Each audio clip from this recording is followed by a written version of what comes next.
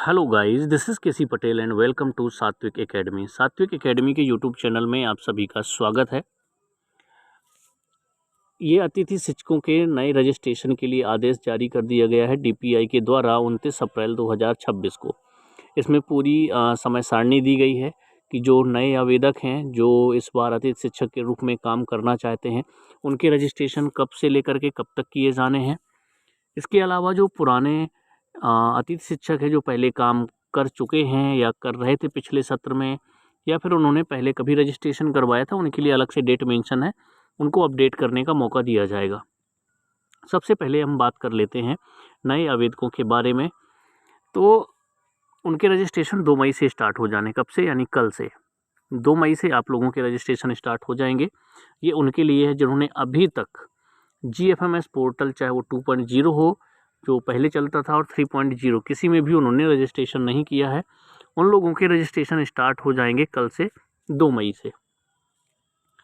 तो यदि आपकी कोई भी डिग्री जैसे D.Ed B.Ed है, रनिंग में है, तो आप आवेदन नहीं कर पाएंगे। रजिस्ट्रेशन कर सकते हैं, कोई दिक्कत नहीं है, रजिस्ट्रेशन करने में कोई प्रॉब्लम नहीं, रजिस्ट्रेशन कर सकते हैं, बाद में कभी भी बीच में अपडेट कर सकते हैं, ठीक।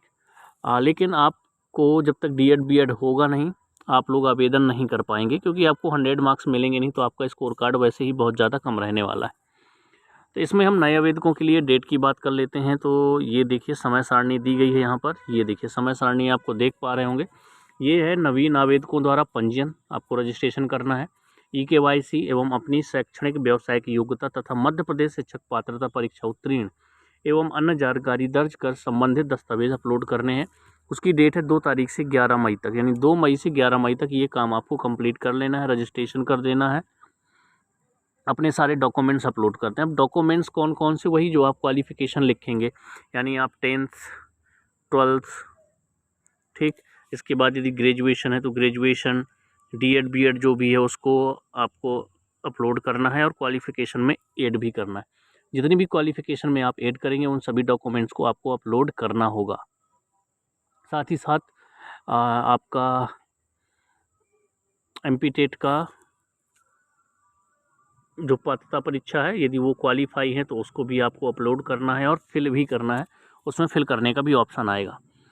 MP टेट को आपके 30 नंबर मिलते हैं इसमें।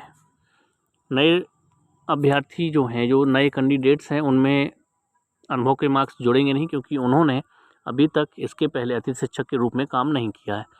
तो ये पूरी डिटेल मैं नए आवेदकों के लिए बता रहा हूँ, नए कैंडिडेट्स के लिए बता रहा हूँ, क्योंकि जो ऑलरेडी कर चुके हैं या पहले अतिथि शिक्षक के रूप में काम कर चुके हैं या उन्होंने पहले रजिस्ट्रेशन करवाया, उनकी अपडेट की जो लिंक है वो 12 मई से स्टार्ट होगी, ठीक। ये आप देख पा रहे होंगे 12 मई से उनके लिए।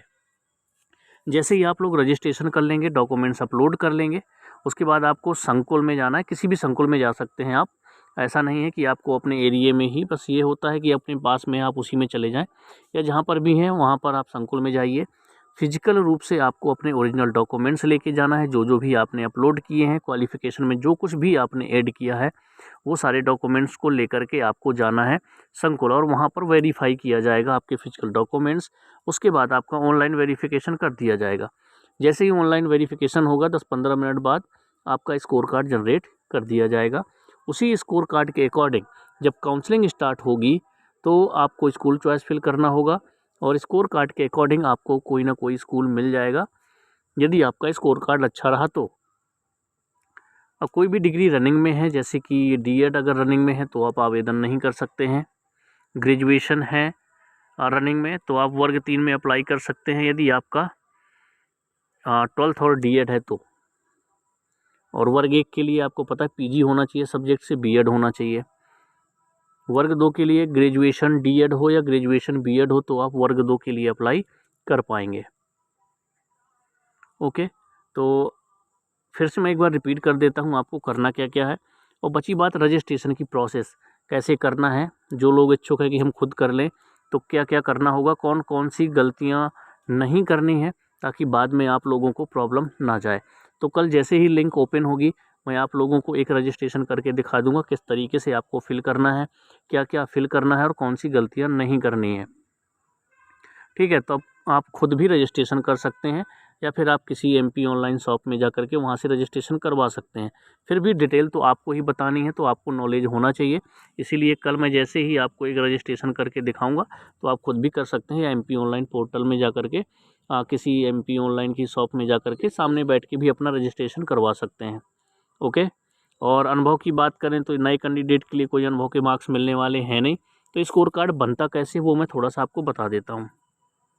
जैसे मान लीजिए हम बात करें वर्ग 3 के लिए, तो वर्ग 3 के लिए आपकी 12th में जितनी परसेंटेज बनेगी वो 100 मार्क्स आपके DED BED के जोड़ेंगे और 30 नंबर आपके यदि MP टेट क्वालिफाई हैं तो इस तरीके से आपका स्कोर कार्ड जनरेट होगा। वर्ग 2 की बात करें तो ग्रेजुएशन होना ज़रूरी है। ग्रेजुएशन की परसेंटेज ऐड की जाएगी, 100 मार्क्स आपके DED या BED के कंप्लीट किए जाएंगे और MP टेट के 30 नंबर आपके होंगे और साथ ही साथ ग्रेजुएशन की परसेंटेज जो भी होगी, तो ये वर्ग 2 के लिए है। वर्ग 1 की बात करें तो PG में आपके जो परसेंटेज है वो 30 नंबर टेट के और BED के 100 मार्क्स, इस तरीके से आपका जनरेट होगा स्कोर कार्ड। ओके।